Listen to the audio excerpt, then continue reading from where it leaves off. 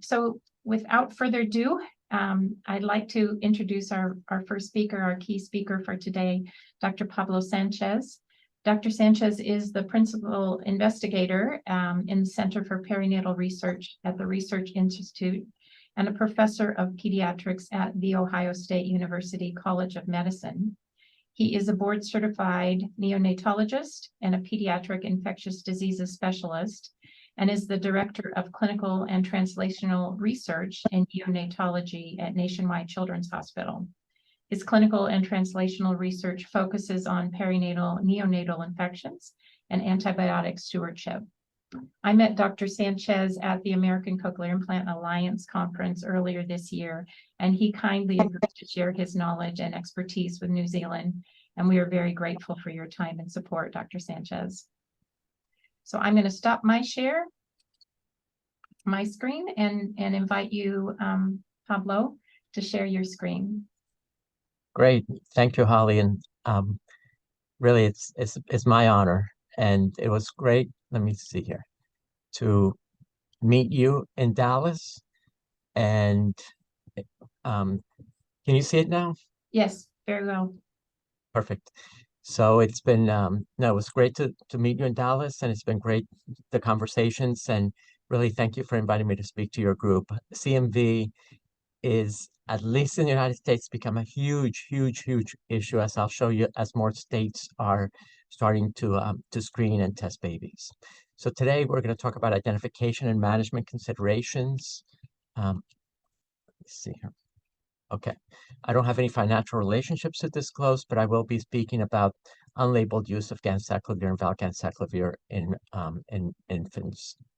So our objectives today is to describe a little bit about the epidemiology, recognize the clinical manifestations and sequelae of congenital CMV infection, but importantly, understand the management strategies as they relate to screening, diagnosis, and treatment. So certainly, we should be aware of the problem, and then, which is a global problem. You need to know a little bit about transmission, vertical, and as a neonatologist, I need to, the fact that it's so commonly spread through human milk, particularly in NICUs and the neonatal intensive care units, it's really important. But what the focus today is mother to infant, to fetus, which is the vertical. And the reason to screen and treat has been because of the hearing sequelae. And we'll be talking about the treatment options as well as prevention. So, as I mentioned, congenital CMV is a public health problem worldwide. It's the most common congenital viral infection. And at least in the United States, 1 out of every 200 babies are born infected with this virus. And that translates to about 40,000 infants born each year in the United States.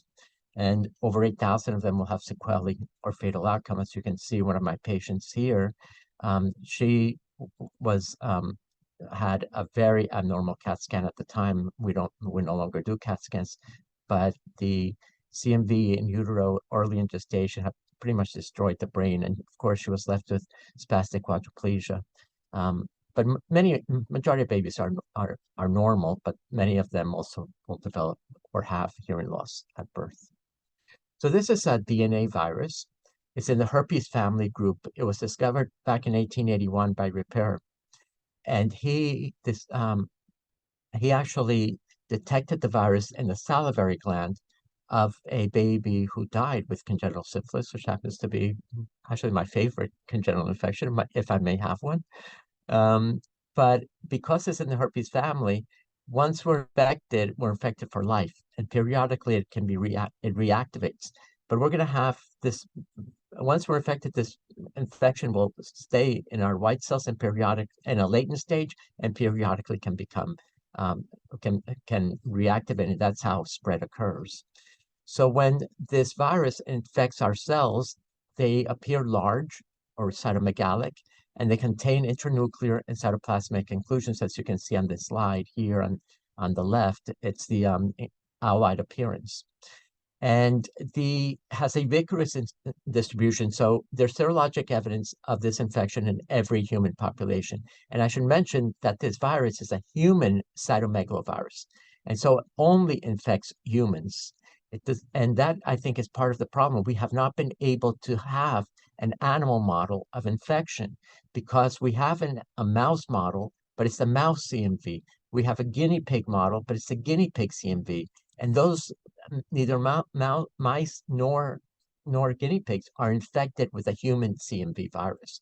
And so that has really impaired some of our knowledge, particularly about what causes hearing loss in these babies. So among childbearing women in the United States, about 50% have been infected previously, meaning that 50% may acquire the infection during pregnancy. But even those 50%, as I'll let you know, as I've told you, they can reactivate the infection during the pregnancy and lead to fetal infection. And importantly, some of them can become reinfected with a different strain of the virus. But transmission really does require close, intimate contact with infected fluids and secretions. Once we're infected with this virus, and the virus is active in us, every single one of our body fluids contains the virus. That means, yes, urine, but oropharyngeal secretions. I told you that the virus is present in the salivary glands. Our saliva, that's really the biggest mode of transmission because we really share, as I tell the parents of the babies who I care for, it's like we really share a lot of body fluids. We drink from people's cups. We share water bottles. You're out, you're walking out for a walk or you're running or whatever. It's a hot day and you drink from your friend's water bottles. And what if that person has the CMV is active in them? Well, it's going to be present in that saliva that's present in the cup or water bottle that they're drinking from. But importantly, it's also present in semen, can be present in cervical vaginal secretions. And so about 10 to 15% of women will be shedding CMV at the time of delivery, and that baby can become infected during the birth process. And those babies don't become, if they become sick at all, it's not until about 4 to 6 weeks, and it's not associated with hearing loss.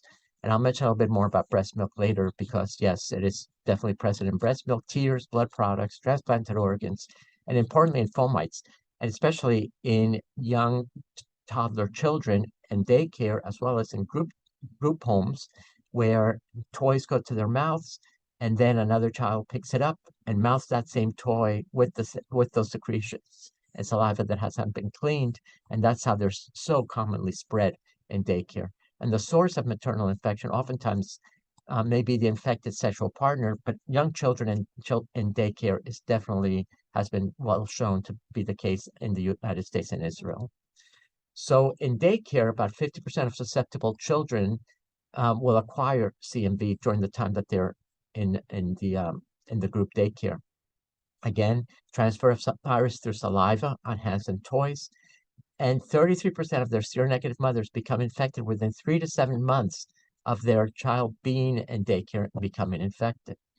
And transmission of CMV from a child in daycare to the mother, to the fetus, and obviously the newborn has been confirmed, and it's the same strain. This was done by Pass back in 1987. This is a study that was done in Alabama. So our focus today certainly will be in utero transmission. So the mother is viremic for whatever reason. She's viremic, crosses the placenta, and infects the fetus. I mentioned that intrapartum, if the mother reactivates the virus at the time of delivery, and the baby is born through a birth canal that is shedding virus. But I wanted to just mention a little bit about breastfeeding because that's been a big topic in the United States because of especially in the preterm infants. So let's see here. So among infant, so CMV, if the mother has reactivated CMV at the time of delivery, the colostrum will contain CMV. And certainly if she nurses over the first 6 to 12 months, if she reactivates the virus during that time, it is going to get into that breast milk. And Lanzieri from CDC did a meta-analysis back in 2013 among babies who are less than 1,500 grams birth weight. And among 299 infants who were fed untreated, meaning fresh breast milk, 19% of these babies acquired CMV infection, and 4% developed CMV-related sepsis-like syndrome. That's pneumonitis, direct hyperbilirubinemia, thrombocytopenia, even and sometimes even it's been associated with necrotizing enterocolitis, this inflammatory condition of the preterm bowel. So if you freeze the breast milk, 13% of them still acquired CMV, and 5% of them had CMV-related sepsis-like syndrome. So really not significantly different. Freezing only reduces the amount of virus in the breast milk. It does not eradicate it. And for eradication, you really do have to pasteurize it. And I'll mention later, it's not up. It's prevents neck in premature babies, but it's certainly not optimal. Acquired CMV through breast milk has been associated with bronchopulmonary dysplasia, as I mentioned, neck, as well as more severe retinopathy of prematurity. And for many years, we felt that this was a benign infection. Certainly it is in term babies, but in the premature baby, in a very small study out of Germany, those former premature babies who were tested in adolescence had low and had acquired CMV through breastfeeding, through breast milk, had lower cognitive scores. There's a lot we need to know about the acquisition of CMV through breast milk. One thing is that at least in term babies, it is not associated with hearing loss. And I say, and in premature babies, we really do not think that it is. However, we need more studies to ascertain that, to be able to comfortably say that it's not. But definitely in term babies, it is not. And we don't really know what to do with these babies. Certainly have treated some babies with ganciclovir and valganciclovir. We don't know how long. There's a lot that we don't know. And as I mentioned, Holter pasteurization is what will kill the virus. But donor milk, when it's maternal milk that's pasteurized, donor milk compared with formula did not improve neurodevelopmental outcomes in preterm infants, which we know that maternal milk does improve their neurodevelopmental outcomes. And so the only aspect of donor milk that has been shown to be beneficial is prevention of neck, which is huge. As a neonatologist, it is huge. However, it does not improve their neurodevelopmental outcomes. And importantly, some of their growth may be less than optimal as well. So the Germans are actively working on ways, more flash pasteurization, to see how they can kill the virus while preserving some of the nutrient and beneficial elements of breast milk. So breast remains best. So let's go back as to the congenital infection, because this is maternal reactivation, placenta gets infected, and the fetus gets infected. And so after a woman has a primary CMV infection for the first time during the pregnancy, overall about 40% of the fetuses will be infected. Infection, the transmission increases with increasing gestation, but it is more severe early on in just when the fetus is infected early in gestation. If the woman has had CMV previous to being pregnant, previous to conception, and it reactivates during the pregnancy, about 1% of the time the fetus is infected. And generally, that tends to be a milder infection, although hearing loss can still occur. However, what's really concerning is reinfection. So a woman who's had CMV previously can be reinfected with a different strain of the virus. And in this study with Sao Paulo, 18% of mothers of congenital CMV infected infants had evidence of reinfection. And in some instances, it can lead to a severe infection as if the mother had had it for the first time during pregnancy. So a woman who gets tested during pregnancy or early in gestation, and she's CMV IgG positive, I mean, you can tell her, yes, if she reactivates the CMV during the pregnancy, only 1% of the time will the fetus be infected, it tends to be mild. But she needs to take the same precautions because she could become reinfected with a different strain and lead to a more severe infection. So of all the babies who are infected, these 1 out of every 200 babies, 90% of them are so-called asymptomatic. And I put it in quotes because the asymptomatic definition in one study is very different from the other. And you really, when you read the studies, find out what exactly that asymptomatic baby is. In the studies from Alabama, which has been the Center for Congenital CMV Research, their asymptomatic is that the baby appears well, has a normal exam, and their eye exam is normal. But if they do more investigation, as I'll show you later, you find out a lot about other abnormalities. And if you don't do those studies, they will be misclassified as being asymptomatic. Only about 10% of them are symptomatic, like this one who has the blueberry muffin spots and jaundice. You can see here some of the clinical manifestations with the hepatomegaly, the large liver, predominantly the large spleen. The spleen tends to be larger than the liver. Jaundice, petechiae, small head, small gestational age, cerebral calcifications, the pneumonia. It's rare early on in life, whereas with acquired CMV, it's very common. And then, interestingly enough, we've been screening the NICUs here in Columbus, and we've had up to now 9 babies who had persistent pulmonary hypertension of the newborn. So it can be quite a severe infection. And so when I speak to these parents about their baby and what are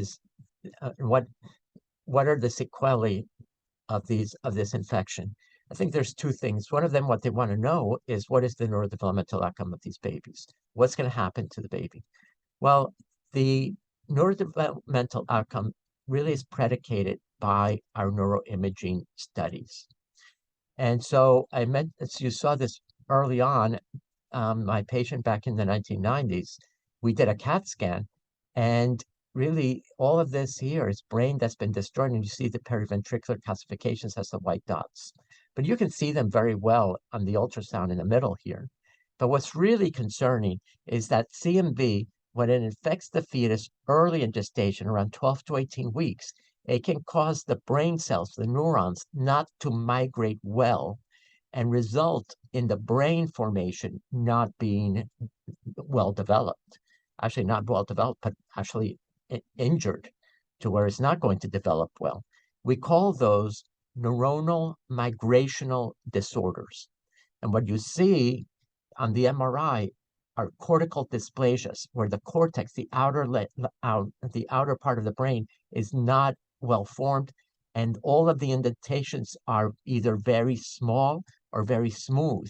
And those babies in our cohort of over 200 babies, when we see these neuronal migrational disorders, 70 to 80% of these babies will have severe neurodevelopmental impairment at 2 to 3 years of age. So what we do is we screen with the head ultrasound, but if there's any concern, we then go to the MRI, magnetic resonance imaging of the brain.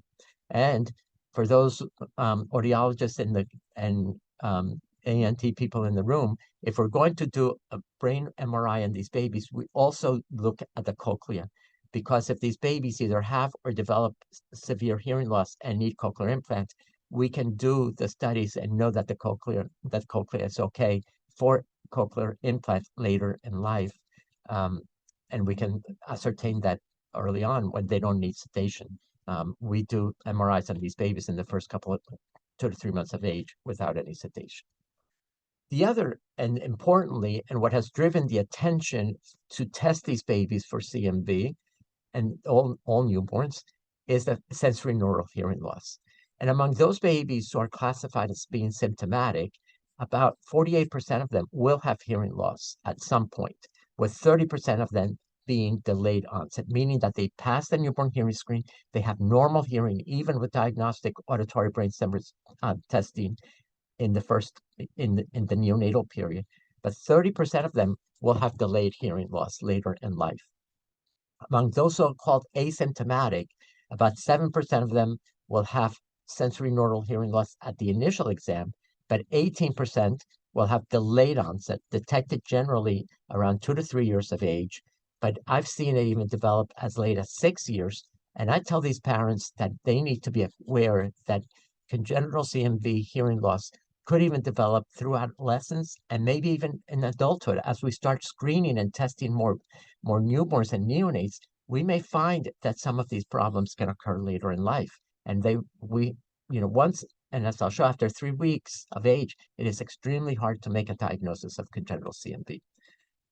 Karen Fowler, who is an epidemiologist and does a lot of work on hearing in congenital CMV in the University of Alabama, Birmingham, published this 307 children with asymptomatic congenital CMV. As I mentioned, 7% had sensory neural hearing loss at initial exam, but we also know that the hearing loss of congenital CMV is progressive.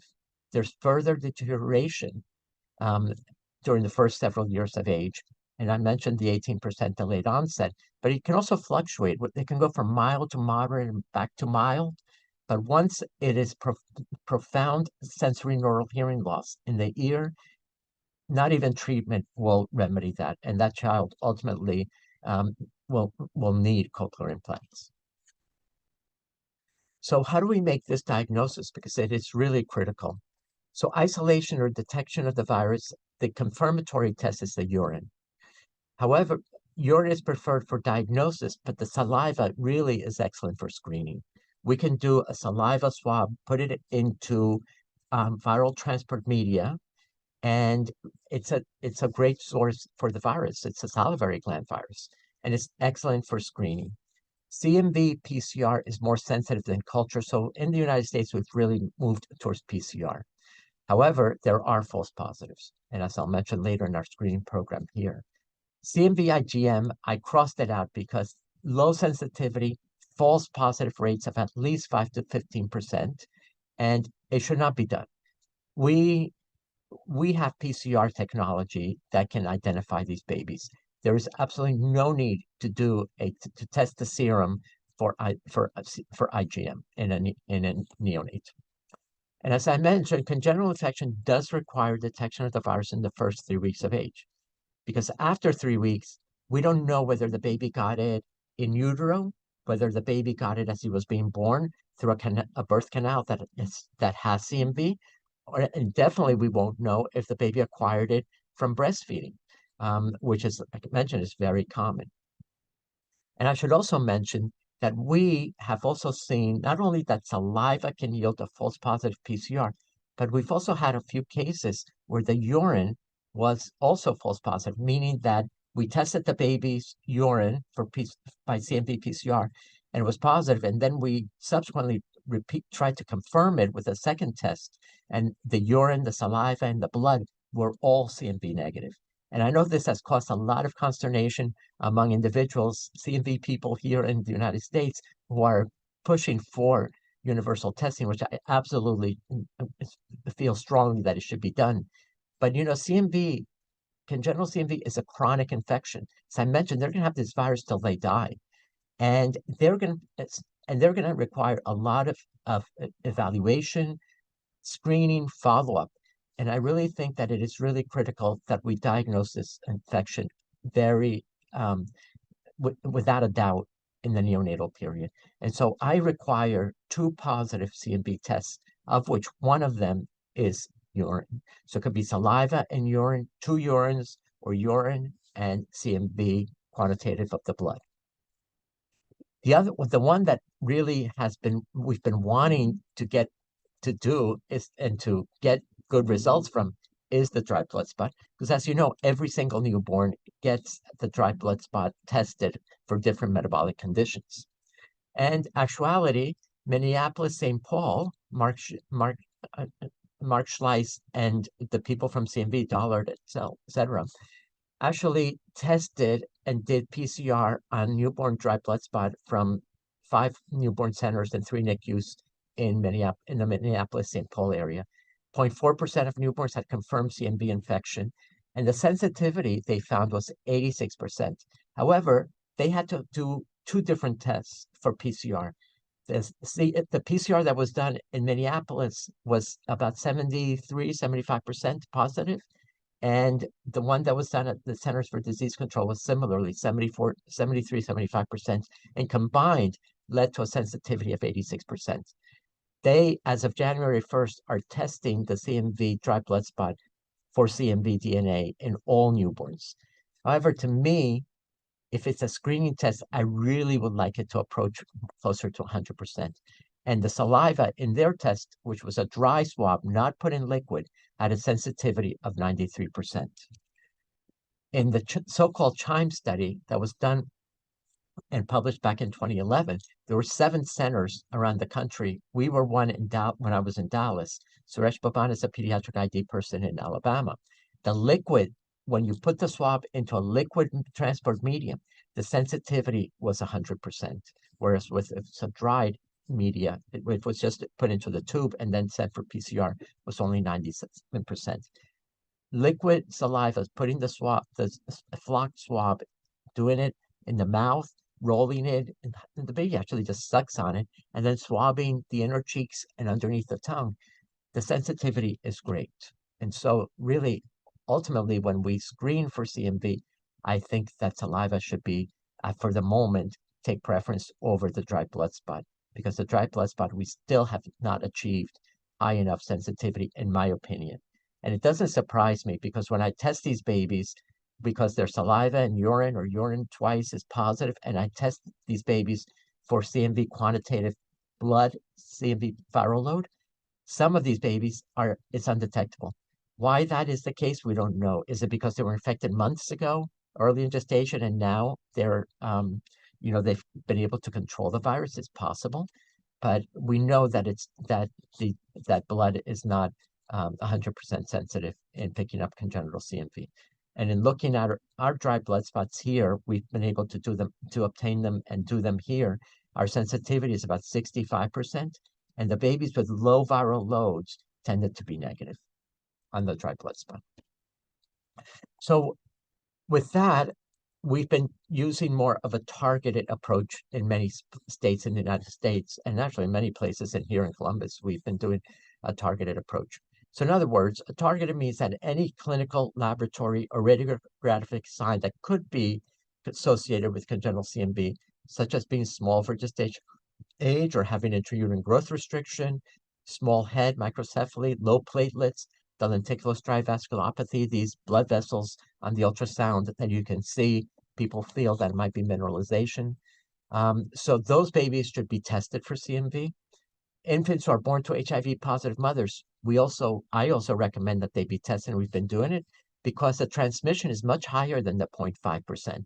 Anywhere between 3 to 9% of these babies are infected from their mothers in utero. It's probably related to the fact that these these HIV infected women, because of their immune dysregulation and suppression from their HIV infection, may have uncontrolled CMV viral infection and have an active infection during the pregnancy. But what's really taken the most targeted approach has been those who don't pass the newborn hearing screen. And Kaylee Steele is a pediatrician. She was a medical student, a resident, and a pediatrician in Dallas at the county hospital, Parkland, where I practiced for 25 years. She's wonderful. She published this along with, we published it together. But, Texas mandated that every newborn have a hearing screen performed back in 1999. And I just said to myself, and I said to my newborn colleagues, I said, I'd like to know why this baby refers on the newborn hearing screen, and why do many of them have hearing loss? And I said, we should test for CMV, because it's the most common non-genetic cause of hearing loss. And I'd like to know why. And this was before we had instituted routine screening, and also before we had really instituted treatment for these babies. And so overall, 6% of babies who had hearing loss also were infected with congenital CMV. And 75% of them were diagnosed with CMV only because of the failed auditory ABR, automated ABR. And subsequently, in many states have passed laws mandating testing of newborns who refer on the newborn hearing screen. Utah was the first one. They found 6% as well. Connecticut was 2%. Iowa, New York, Virginia, Kentucky, Florida, most recently Texas, and I've mentioned that Minnesota is now doing universal testing. So each states are lining up, usually brought on by parents and grandparents of babies with congenital CMV who had hearing loss. And they've gone to the state legislatures, and some of them, at least in Utah, I believe it was a grandparent whose grandchild had hearing loss secondary to congenital CMV. And it was like they had never heard of it. Like 90% of parents have never heard of it. And so she proposed it and passed the law in Utah saying that every baby needed to be tested if they referred on the hearing screen, because we needed to know if congenital CMV was the issue.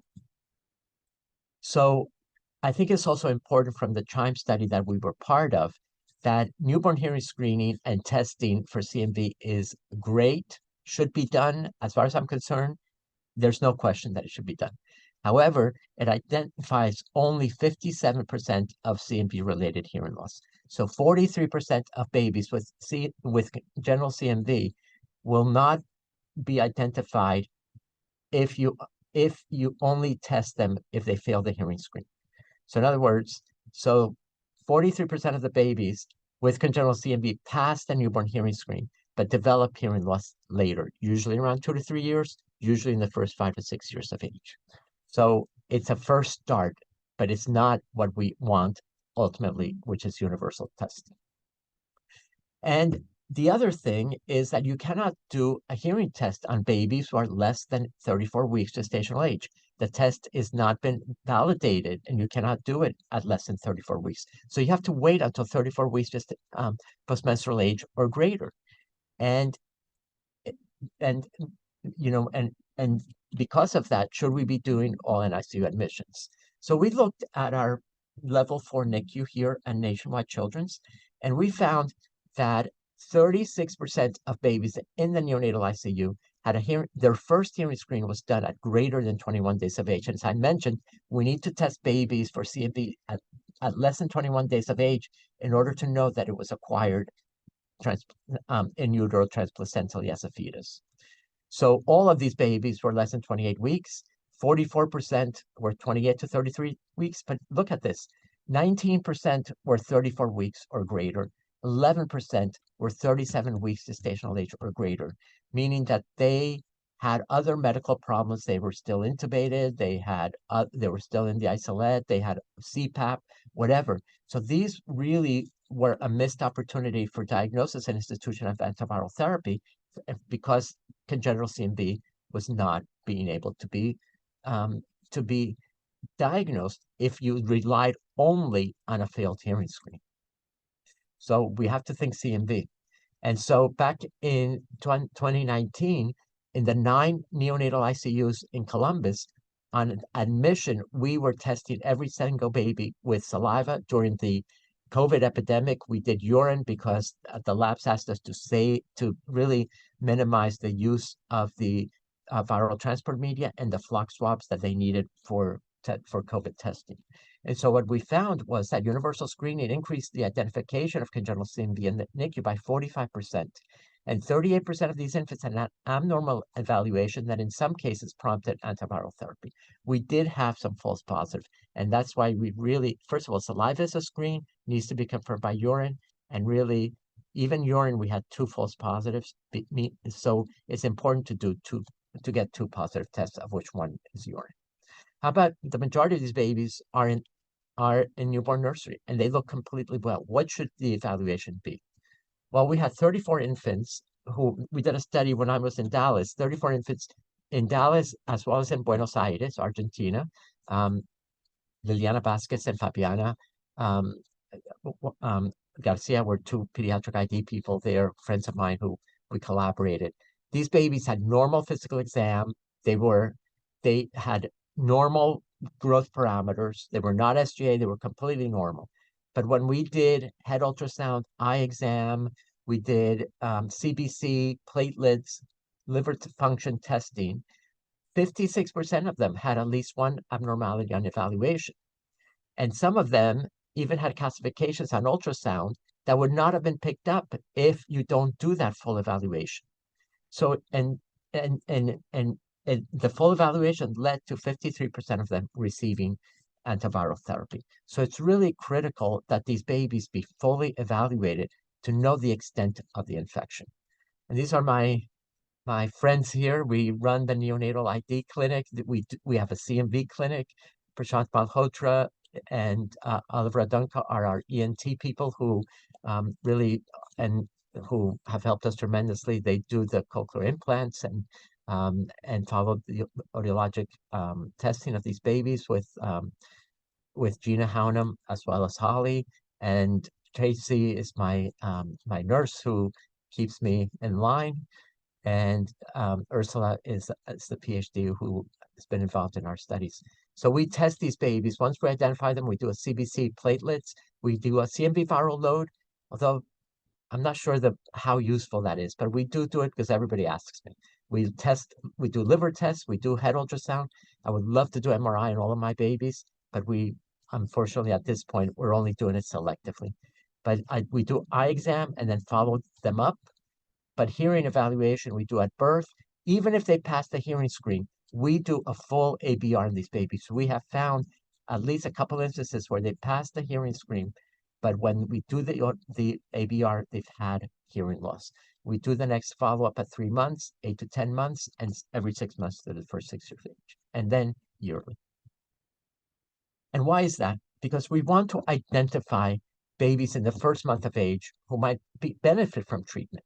And the first time that ganciclovir, which is an IV prep medication, the first time that it was ever given was back in the 1990s. David Kimberlin is a friend of mine, pediatric ID. He was a medical student in Dallas. He was a resident in Dallas. He was an ID fellow with us in Dallas before going to Alabama, where he's really flourished and done these studies. And we've been part of these studies, both in Dallas as well as here in Columbus. Ganciclovir, though, is a medication that when given in high doses to laboratory animals can cause cancer, can cause birth defects, can cause problems with testes and ovaries, none of which has been seen in humans when given an appropriate dosing. And they had done pharmacokinetics of the drug in neonates, and it showed that 6 per kilo every 12 hours for 6. And they picked 6 weeks out of the hat. And they compared these babies who had central nervous system involvement.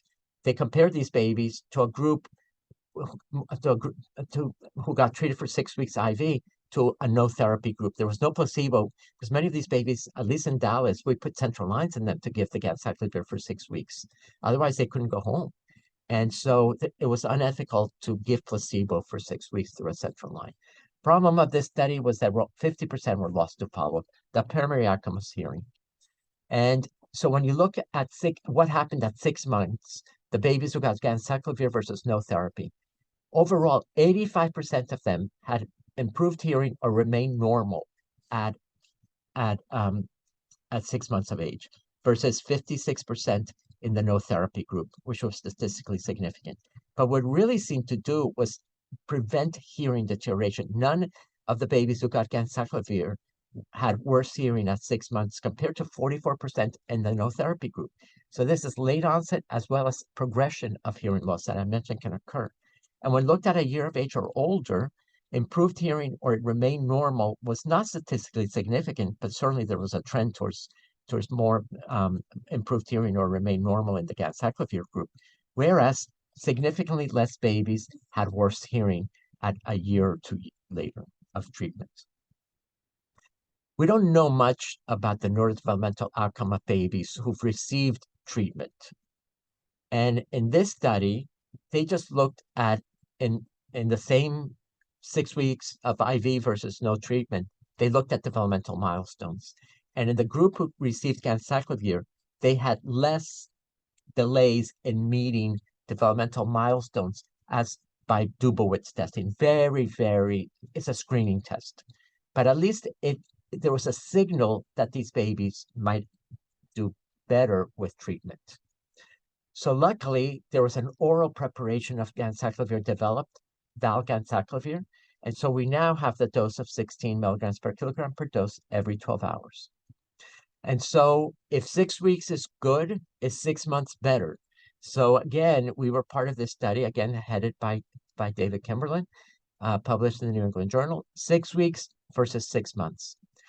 There were 109 infants who were treated in the first month of age, 32 weeks gestational age or greater, birth rate of 1,800 grams or greater. All of them had to have some symptomatology of CMV. Not all of them had central nervous system infection.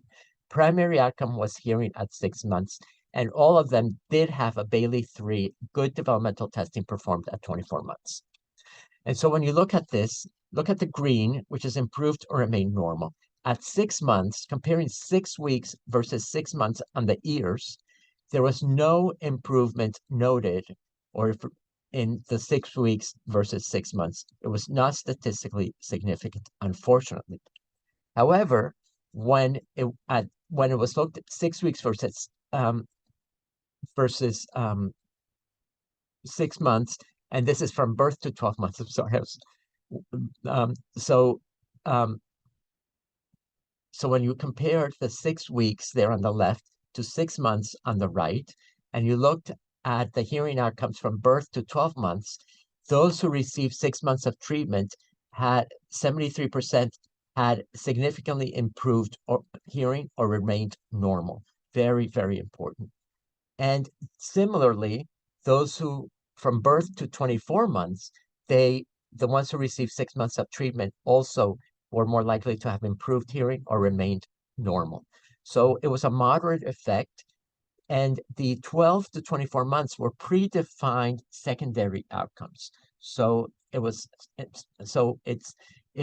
really showed that there could be some benefit in treating these babies for 6 months, which is what we do now. In terms of looking at the neurodevelopmental outcomes, the language, the motor, the fine motor, the gross motor, and the cognitive, 6 weeks versus 6 months, the only significant finding was that these babies who received 6 months had improved language composite as well as receptive communication skills. Not surprisingly, since they had improved hearing.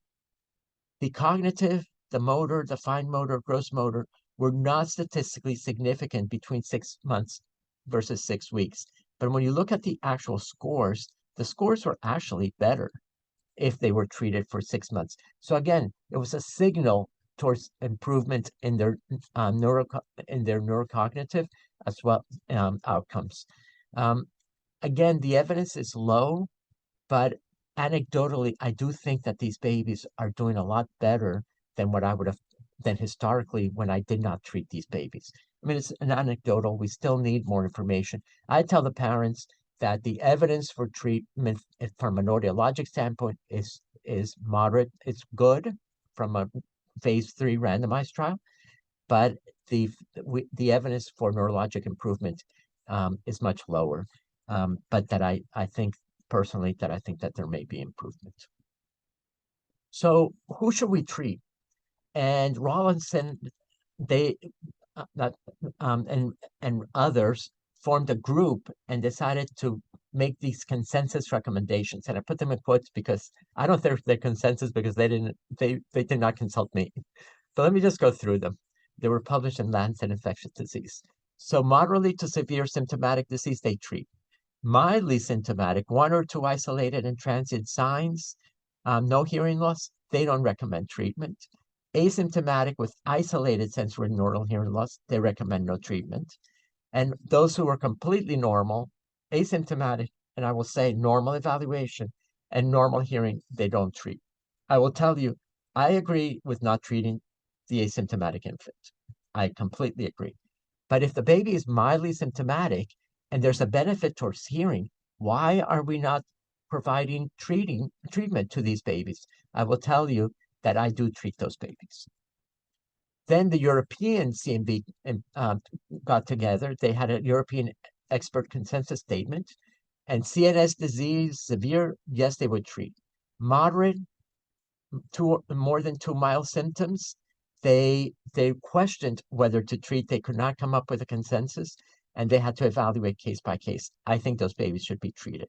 Mild, 1 or 2 isolated transient manifestations, they didn't recommend, they said no treatment. I think that treatment should be offered and as well.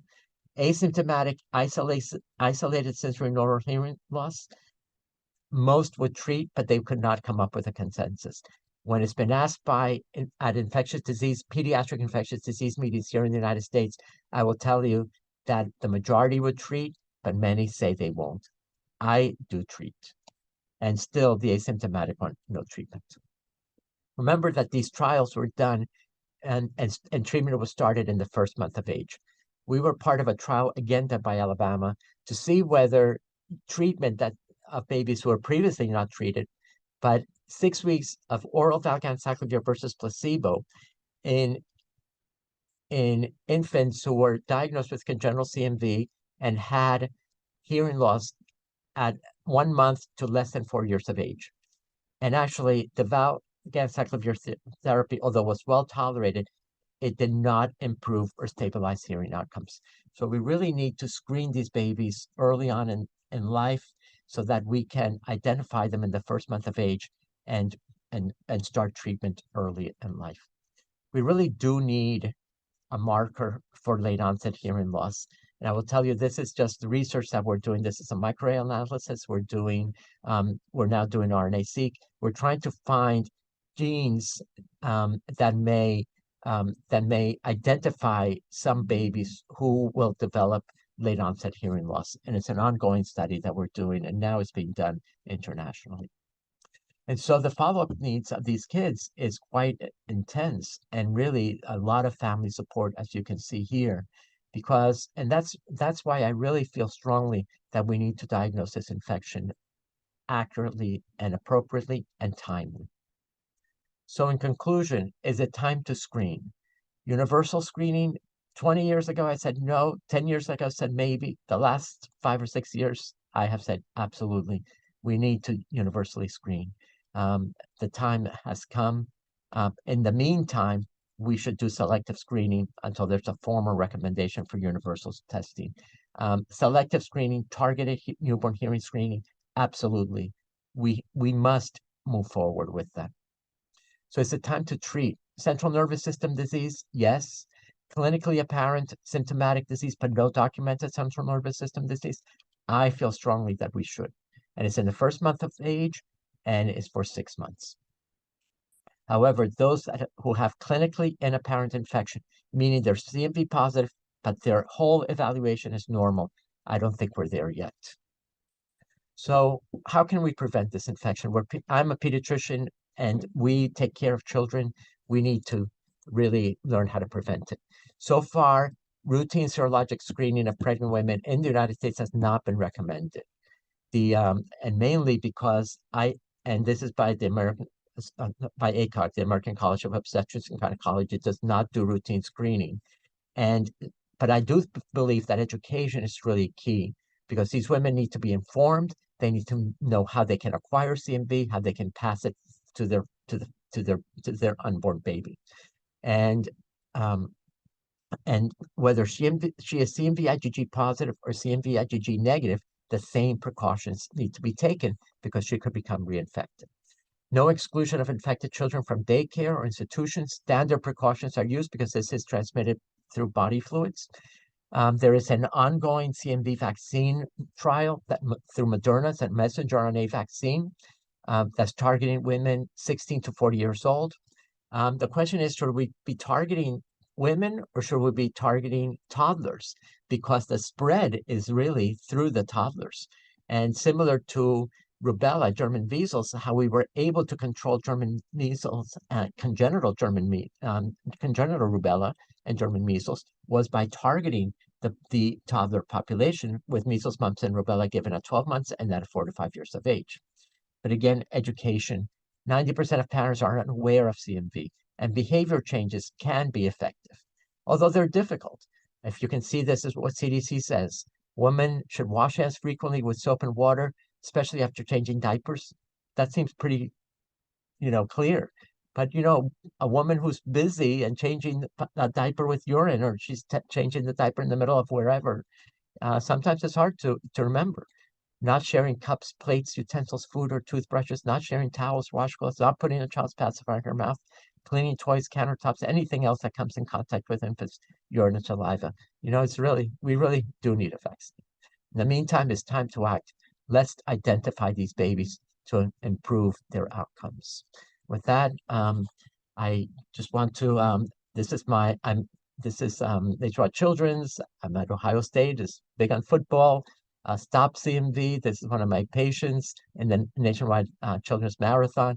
This is my contact information. I'm glad to answer any questions now. I'm glad to, if you want to email me, if I can be of any help in moving forward with CMV testing and screening in New Zealand. I'm glad to participate as well. Thank you. Thank you so much, Dr. Sanchez. That's really excellent. Let's leave this up just for a few minutes or a few seconds longer. So if anyone wants to get your contact information, they can pull it off. I've kind of been browsing our attendance list here, and we do have a very diverse group of people attending from a range of professions and interests. And yeah, I just want to remind everyone to please sign on to the Google Doc so that we can share this video, this recording, as well as more information moving forward. So this is. I don't see the chat, so you may want to, if there's any questions in the chat, you may want to tell them. Okay. I see the chat and I don't see any questions right now. And let's see if you want to go ahead and stop sharing your screen, we'll see if there's anyone who has a question, a burning question right now.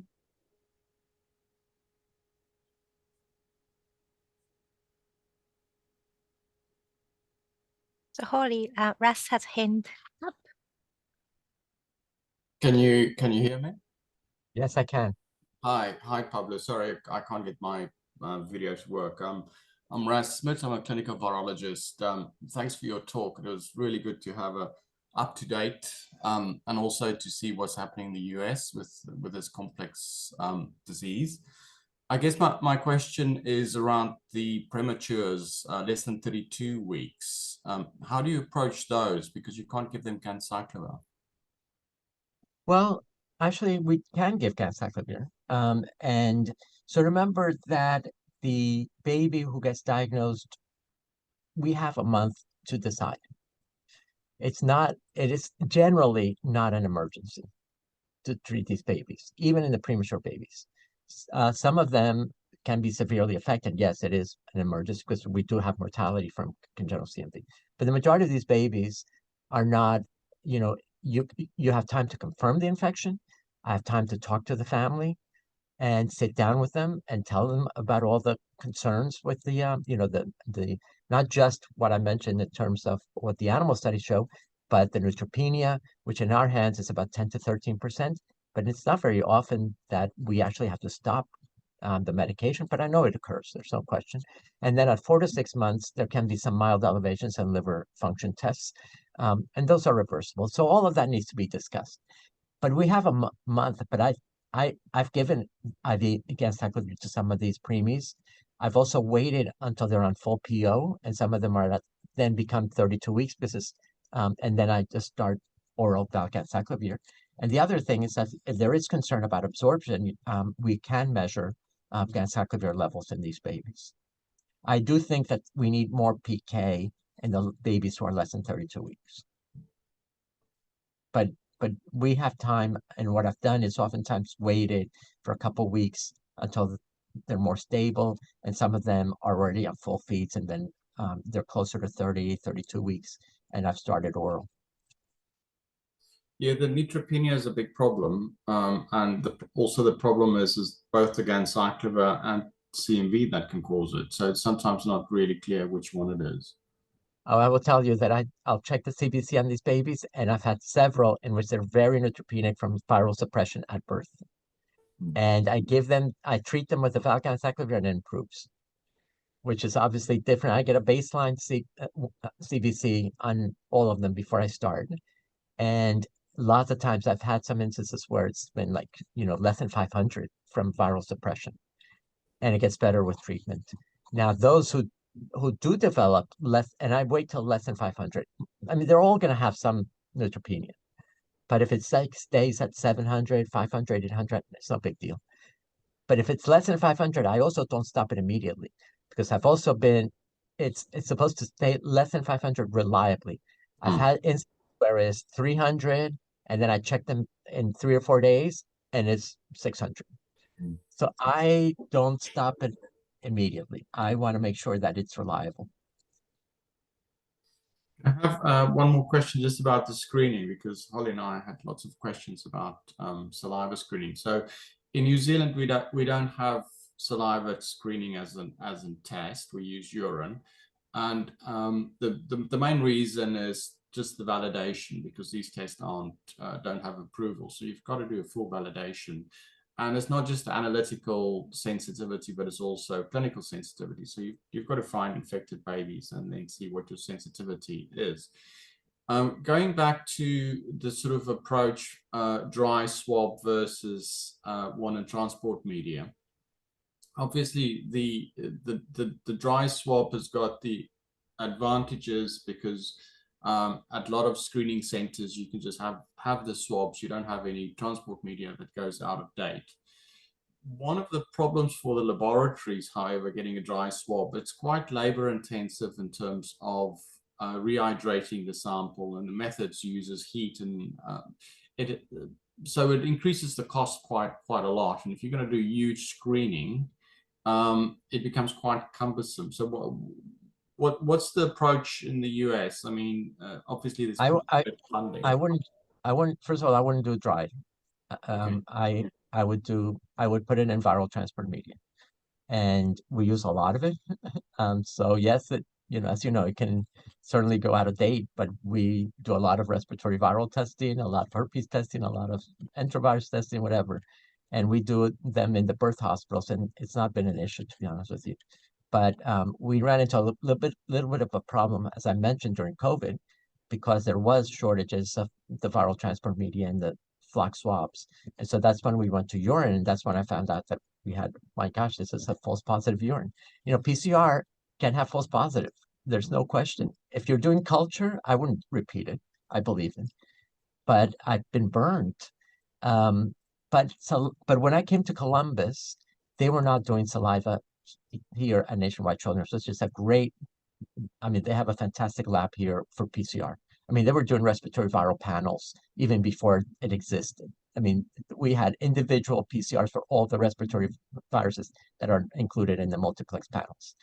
And so I actually said to them, we need saliva. And now they've validated it, and now they do it routinely.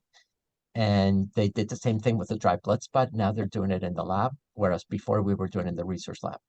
So I think, and that became like, when I started lecturing about this about 8 years ago, as I went around the country, a lot of places could not do saliva because they were told that. But now you need to talk to the labs because it can be done. That should not be a hindrance to it. And here, commercial labs have done it. Some more point of care tests, like the Meridian, and some of those tests now will process saliva as well. So you don't take a no from your lab. Don't take a no. Tell them it's needed. It's a revenue for them on top of that. So I really think it's important. And so I think it should be wet saliva, in the viral transport media. Although actually we did it, I think in the CHIME study, I believe it was saline. It was just, or PBS. It wasn't even viral transport media, but I think for the lab to standardize it, it's viral transport media. But and let's see what else. Can't remember what else. Did you have another question? The other thing, with breast milk, just donor milk, although it's pasteurized and killed, and it kills the live CMV, you can also test positive for CMV by PCR. If that sample actually is obviously not infectious, but the PCR could be positive also from donor milk. I guess just coming back to that, in terms of a mom who breastfeeds, how long would you say afterwards you can get false positives in saliva? That's a bit. CDC says wait 30 minutes, or other places say they should wait. This is a screen. You need to just do it. And and we do it on admission into the NICU. Whenever when the nurse is working up, then and we're working up the baby or doing whatever, we just do it. I think that this is a screen. We're going to have false positives, which is fine. I think, and I've had some positive salivas when the mother has never breastfed, C-section, vaginal, not C-section, no rupture membranes, not in labor. So, you know, if we're going to make this a universal testing, we have to make it simple. And it, you know, when the nurse goes into the room, or when the baby's being evaluated in the wherever it is that they do their assessments, just do it. I cannot tell a mother not to breastfeed her baby for 30 minutes, especially if unless the baby's not interested. But if the baby wants to eat, I'm not going to keep them from eating. And you know, and nurses are busy. And I would love to do urine as a screen, but I always say the nurses are going to kill me if I if I try to get urine on a newborn. I, and they're not going to be able to get it. We see it. How many times, you know, they're leaving at 24, 36 hours, and I get calls that say, this baby hasn't peed yet. It's like, just do this alive and let him go home. His mother needs to be home. Pablo, we have another question. Thank you, Raz, for your questions. You need to work on that lab, right? I think you have a lot of. Absolutely. There's another question from Greta that asks about why are mothers not screened, and can you treat mothers with the antivirals? Yeah. So I didn't bring that up, but currently there is no treatment recommendation for mothers, or more importantly, for the fetus who's infected. So there's been a couple trials. So first of all, screening of the mothers is difficult. The only time that you're certain is if the mother is CMV IgG negative and then she becomes positive. If she is CMV IgM positive, there's false positive tests, which if it's CMV IgM positive and IgG negative, it really needs confirmation to see if the IgG is going to convert. But there are false positive IgMs. So, but, you know, there's been so there was a trial with immune globulins, high titer CMV immune globulin given to mothers who were recently infected early in pregnancy. And the initial trial was an observation study in Italy that some mothers decided to get the high titer CMV IVIG monthly through delivery, and others didn't. They decided they didn't want it. And so in that study, they said that there was less fetal CMV infection if the mother received the immune globulin. There was a small study then that was randomized to CMV immune globulin versus placebo in pregnant women in Italy. The government allowed them to randomize, and there was no benefit. It was a 10% reduction, but not significant in mothers who got the immune globulin. And then the United States, the Maternal Fetal Network did a similar trial, randomizing women with early infection, less than 22, 24 weeks, something like that, who had acquired CMV early in pregnancy. They did the CMV immune globulin versus placebo given every 4 weeks, I believe. And actually that study got stopped early because it did not show benefit, so for futility. And among the women who received the immune globulin, they had more preterm births, they had more hypertensive disorders of pregnancy, and so there was some, and more small for gestational age infants. So there was concern for actually worsening the outcomes. And their 2-year follow-up just got published in New England Journal just the other day, last Thursday. And the 2-year outcome did not show any difference in outcomes in the babies whose mothers had received the immune globulin versus not. So it's not like they had less severe disease.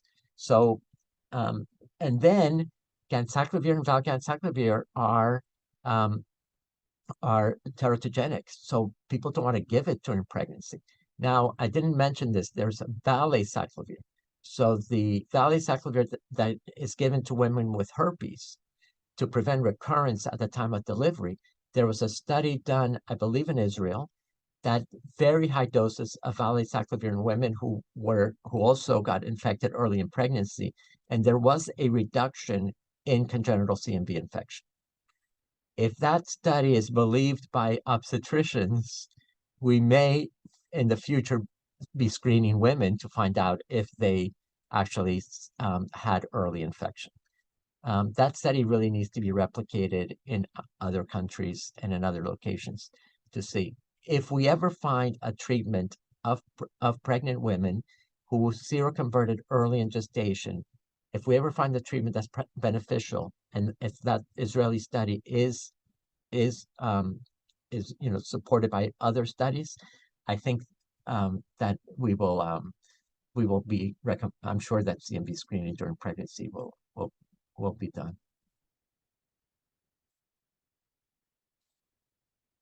Sorry, there's another question on the comments from Angela asking for wiping toys and such. What kills CMV best? Any alcohol based, any of these things that you clean for COVID will also kill CMV.